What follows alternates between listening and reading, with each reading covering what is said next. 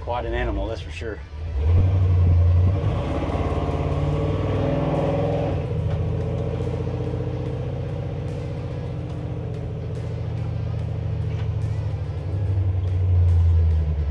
Get us some sound.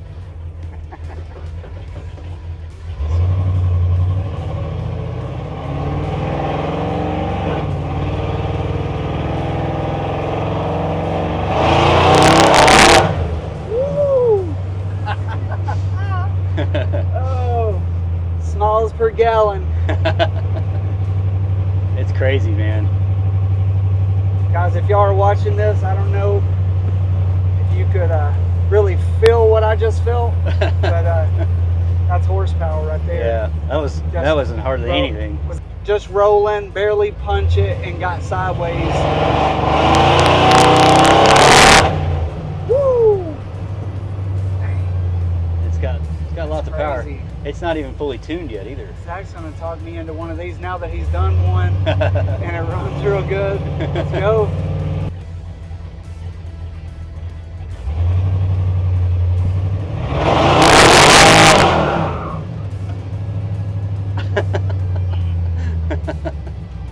You could get in trouble in this truck pretty quick. Yeah. Hey, welcome back to Simple C10. I'm really excited because we're gonna unveil Zach's most recent build, RS Restorations here. So Zach, take it away, man. Tell us about this truck. This truck actually was started by the owner watching Simple C10 videos, and he started doing the suspension, the air ride, did a mini notch on it, and had big plans for the truck. But he between his job and a nonprofit that he started, I think he just wanted to have somebody finish the job up to have it done sooner. So he found out about RS Restorations through Simple C10 and contacted me. And the truck came from Kansas City all the way here to Tennessee, which is pretty cool. We were able to get the engine build and finish up the air ride suspension, finish up bolting the bed on and making some clearances back there. And then, you know, just getting the front clip back on and doing all the other fun stuff that's here. So yeah. Yeah, I remember whenever this truck first kind of pulled up into the shop, the bed was full of stuff. Yep. You know, you kind of got an idea of what it was going to look like, but not what it looks like today. It's really came together. You've done a great job. What do you think was probably the most challenging thing about the whole build? Well, it's always tough to come into someone else's project, you know, so Right. I think probably the wiring. He had started wiring the truck a bit, which he did a good job on what was there, but you know, when you come into wires hanging out of a dash and just not knowing exactly where people were going with their build, having to kind of wrap my head around where they were and where they were headed was probably the biggest challenge. There were some clearance issues at the back we wanted to make sure was good. He also wanted it to be able to move if something aired out, so it's sitting on bump stops right now, so he can, but it's just, the clearance is just right there. Yeah, so wiring's always like, I hate wiring, but it's a pet peeve. If I'm gonna do it, I'm gonna do it right. That's why Francis was supposed to be like a budget thing, but as soon as I started ripping stuff, I ripped everything out of it. I remember you reaching out to me about some of that air ride wiring, and he had it all correct, but it's hard to figure out what wire goes to what, and if it's correct, and if it is, you know, see, it's kind of, you got to troubleshoot that. But you got everything hooked up, you turn the key over, everything kicked on, and here we are. So that's always job. a good feeling. It's a good feeling when the stuff works like it's supposed to. So you had mentioned earlier, and I know I've talked about this a little bit, that it's sitting on bump stops right now, that he wanted to make sure that we kept the tires off of the inner fenders, that he could drive it anywhere if it broke down. I know that's kind of the voice of a lot of people. So what do you have that's kind of keeping this truck off of the ground? One thing that was interesting about this truck, because it is mini notched, he wanted to keep the bed intact, so use it to haul four-wheelers and dirt bikes and things like that. So the only option you have with that is to mini notch a truck like this. And his original plan was to actually cut the inner fenders and drop the truck. But the more we got into the project, you know, I just like when they're, and he liked it better when they're leveled out. And it has a killer stance like this. No, it's not on the ground, but for a lowered truck and a bag truck where you can move it up and down and go over bumps, I think it looks pretty good. But so I have an air safe kit that I have made and am in the process of developing. and was actually able to use those on this truck to keep the front fenders right off the top of the tire, so that if he airs out and wants to continue to move even at a very low speed in shows or something like that and have it all the way down, he can do that, and it gives it just kind of that mean looking stance.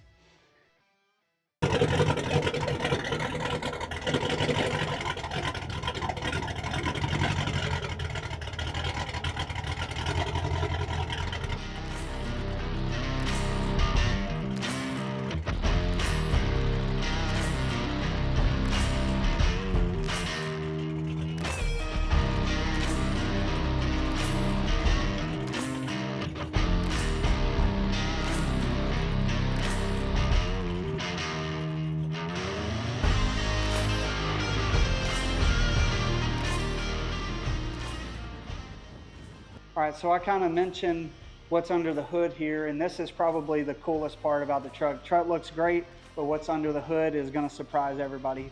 Open that hood up, man. This is sick. Yeah. Wow, so tell me about this. I'm not as familiar when you get to high horsepower like this. I've done LS swaps before and some small block stuff, but nothing like this. So what do we got here? Yeah, so this is a 5.3, pretty much stock bottom end. It's got gapped rings, ported heads, ported LSA, a truck Norris cam, and that's pretty much it. But man, it turns out some serious power with that setup. Any truck that's got a Chuck Norris cam in it's gonna kick butt, so quite literally here.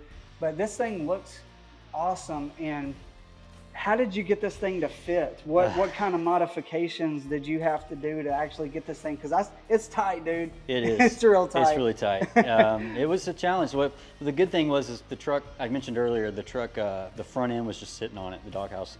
So we actually took it off to be able to very easily set the engine in there and get the angles right and everything for the drive line. But it was a bit tricky. I know we ran into the same kind of problem with Francis on the valve covers, with the clearance on the passenger side and the firewall. Glad you mentioned the valve covers, because actually on the way over here somebody was asking if Francis had any clearance issues.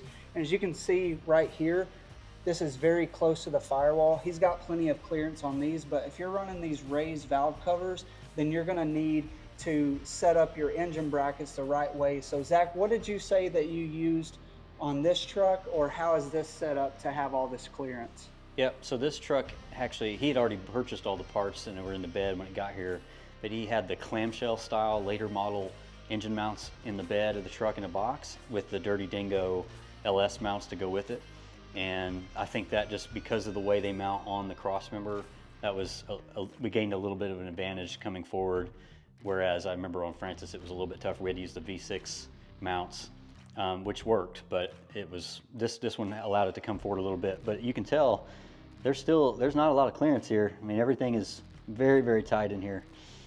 Finding this hose, yeah, I got lucky with this hose here. I found it at O'Reilly Auto Parts, and it happened to I had to trim it a little bit, but it pretty much fit. So to get that hose, did you bend a coat hanger, or did you get something to kind of give you a guide? Well, a coat hanger would have been a good idea. I should have done that. But no, I basically just took some measurements of how far out I needed it to be from the radiator to here, to the middle point, and then figured out how far it needed to go to get into the water pump. And I just took those measurements with me to O'Reilly and sort of eyeballed what I thought figured I needed, and I bought 2 or 3 different kinds and used the one that worked and took the other 2 back. That's exactly what I did. A lot of people will reach out and they're like, hey, what hose did you use? And I'm like, I have no idea. All I did was bend a coat hanger to kind of the shape that I needed. And then I went, and the same as you, I bought 3 different ones, and actually 2 out of the 3 worked for the upper and the lower hose. So I lucked out, but I did have to cut those. That's the part of fabrication that people don't talk about a lot. Is you think you have kind of a checklist of everything you have to do with a swap, but then you get into the nitty gritty of getting everything to fit and getting the hoses and just how you run the lines, all the way down to the AC line, to everything has to find a way to fit to the clearance on the valve covers. That's where a lot of your time goes whenever you're trying to do these builds, is figuring out the little stuff. You can get everything in there, and then you figure out, oh man, I need another inch forward. And then it's kind of domino effect, isn't it? When one thing leads to the next, and then you're just hoping and praying that, man, I hope it all fits. You know? So speaking of clearance, you know, you mentioned earlier, you asked about what was challenging, and I mentioned the wiring. Not only the wiring, but I tried to keep that really consistent and clean, and you know, that time adds up whenever you're trying to make things run nice and neat and clean and try not to see as many wires as possible. But another challenge on this engine was trying to get clearance for the intercooler system for the supercharger. This is the first supercharger I've ever done. And so we got a radiator, we've got the AC condenser, and then the intercooler right here. I was able to actually find this intercooler from a company called PLM, and they actually make their own intercoolers, and this one fit perfectly. I probably tried, similar to the radiator hose, I probably tried maybe 2 or 3 different intercoolers to get it to fit in there, and this one ended up being just the right size, and had to modify some stuff over here with the vintage air kit to move the condenser over to make room for that. So, you know, but it ended up being nice and clean. I didn't have to cut any of this up. It fits in there really well, and I like that I was able to use some of the original bracketing here. A lot of days was spent figuring out how to not only get the engine in there and set and get it in the right spot to have clearances and stuff, but also just figuring out how to run all these lines. I mean, thankfully it's got, Motion Raceworks has this nice steam port set up here that goes and attaches right on the side of the LSA, so I knew I wanted to run everything over on that side with it and just kind of keep all that clean. And then also the fuel rails, this is a return system, so I ran it through the fuel rails and ran the returns back, and actually built a bracket back here for the fuel regulator to mount right on the back of this LSA, so that ended up being really clean. And I just like how it's all just concise right there. You can see very minimal wires, which is always a big deal for me. Sure. No, you know, that's like a huge thing to me too, is, you know, keeping it simple, but also just making it look nice and tidy with the wires. Yeah, and that, you know, it's funny because you said simple, and it's to get something to look simple, the work to get it there sometimes isn't so simple. I say now the phrase is, it's simple, but it's not easy. There right? You go. That's good. That's you know, good. It takes a lot of work to make things look simple. I mean, just like my LS build, it looks like there's not much to it, but I spent 2 days out here just trying to hide wires, and then cutting on the harness and, you know, rerouting it 2 or 3 times. But yep. It was sitting right here in the same spot. Yep, same exact spot. But when you look at this engine, I mean, it just looks like it was pulled straight out of something and dropped straight in here. So it looks great.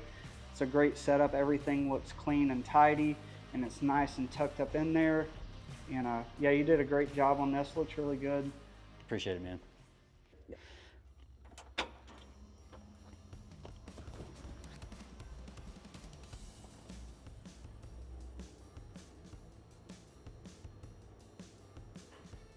Dude, these look great. What setup is this? This is the Holley 12.3 dash with a custom-made piece that went in here to mount it in there, which is pretty neat. Yeah, this looks awesome. You installed all this? Yeah, all of it. The wiring was hanging out of the dash. About the only thing that was in the dash was the radio, and it was just sitting in there. So I had to cut the holes for the cool C10 vents and install all those and get all the wiring in there. And there's still a couple things I need to button up under here, but. So is there different presets on here? Yeah, it's pretty cool. You can just swipe through and get all kinds of different looks, and you can customize this however you want. It's a pretty cool, sick, yeah. It's really cool. I was leery at first. I didn't know what that would look like in this old classic. It's just cool. But I landed on this one just because it's kind of neat, and I made it purple to match the truck. But yeah, it's neat. You can click on any gauge, move it around where you want, set different parameters, change the gauge, put whatever gauge you want in there. So yeah. Yeah, it's a fine balance of like going old school classic and then mixing in the new technology. Yep. Right. So, you know, of course, the airlift stuff, the LS, all that's new technology. But I think you did a good job of, this looks subtle enough. Mm-hmm. When you look at the interior, it doesn't like pop out like that shouldn't be here, especially with the AC vents, and it's just got a really cool look in here. And yeah, kind of where the top and the whole truck has that pearlescent kind of purple look. Mm-hmm. Even the gauges match that, like you said. It's really cool. So yep, looks really good.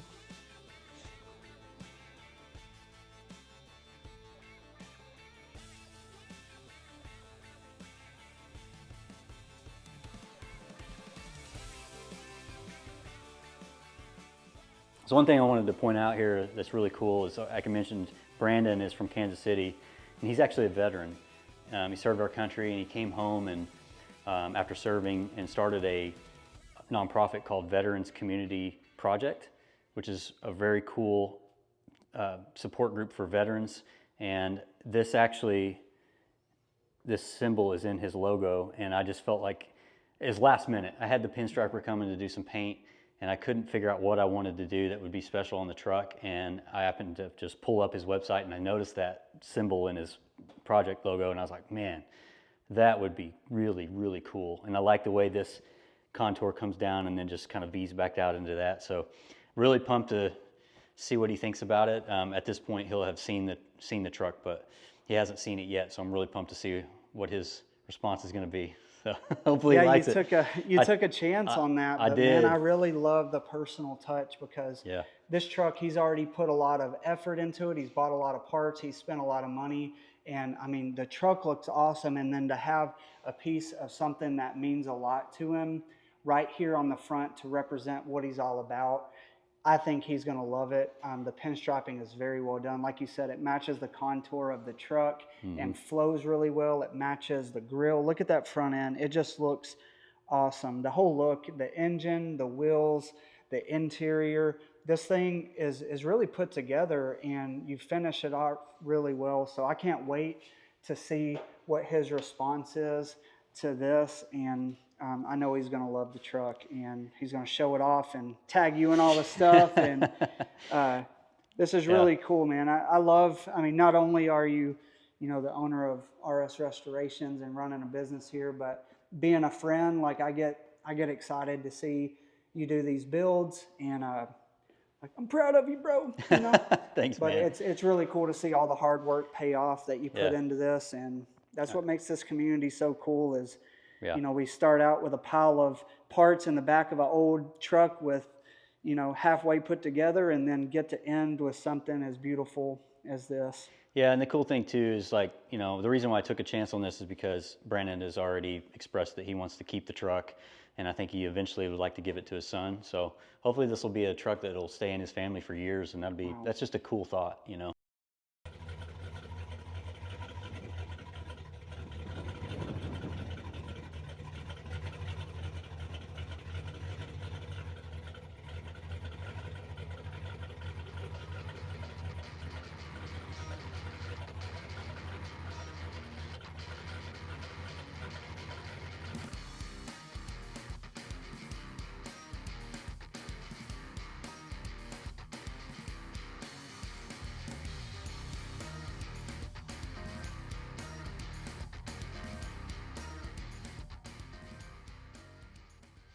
Hey guys, I just want to say thank you for watching the video.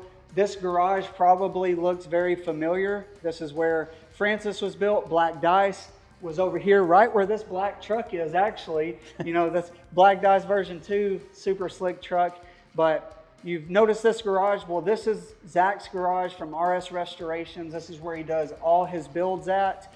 And I had the pleasure of coming over here building a couple of trucks. But a lot of people get RS Restoration, Simple C10, it's kind of this weird blended, but that's kind of how our relationship is anyway. Yeah. I build stuff here, I help him out at my house, but I wanted to make sure it's clear, like RS Restorations, Zach runs that shop and it's full time now. Tell him a little bit about RS Restorations and what you offer here. Yeah, cool. So, I started this whole thing started with Black Dice, and you helped me out with that truck. Before RS Restorations was really going to be even a thing, we started building that truck for fun. And a few things happened in the corporate world that I was doing, and I decided to get out of that and start full-time business. And because of Black Dice, I had people calling saying, hey, could you build me a truck? Or can you fix this or do whatever? So I just decided to start this company, and it's been great ever since. So really thankful for all the supporters and obviously your support, and I've got many others that have helped me along the way. But yeah, we do just about everything here. I don't do body and paint in the shop, but we work with a really good paint and body guy, and then also sub out interior, custom interior stuff. But pretty much anything from suspensions, engines, wiring, vintage air kits, you name it. We try to do it here. And it's not just C10s. I know we're looking at 3 C10s right now. My C10's outside. We love C10s. Yeah. I would consider like C10s being that kind of thing that we love to do, and we're getting really good at it, building a lot of them. But Zach does all kinds of, he had a Corvette in here earlier. He's got a Ford truck outside. I don't know what he's doing with that, but. Oh, it's gone. It's gone. Oh yeah, it's gone. It's not here. Yeah, we said no Fords. Not just kidding. He does Fords too. Yeah. But he does a lot of different stuff. He's got an Alfa Romeo out for paint right now that he's done a full rebuild on. Crazy good work. He's detailed. That's what I love about him. He's detailed about everything. He wants to do stuff right. And I'm not just saying that because you're my friend, but honestly, this dude builds some high quality stuff. And again, a lot of the stuff, when people reach out to me and they're like, hey, can you build my truck? This is the guy that I send them to. And there's been quite a few.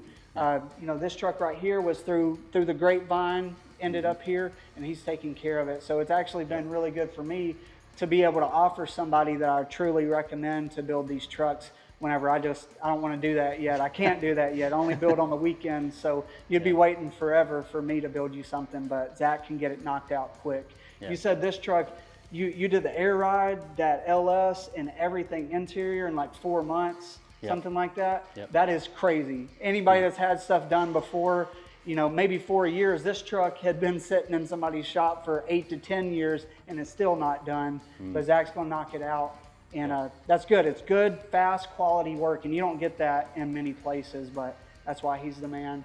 But hey, thank you guys for watching the video. I hope you like this build. I hope to see this at a ton of shows and magazines. It's definitely worthy of all the things, but yeah, thank you. Yeah.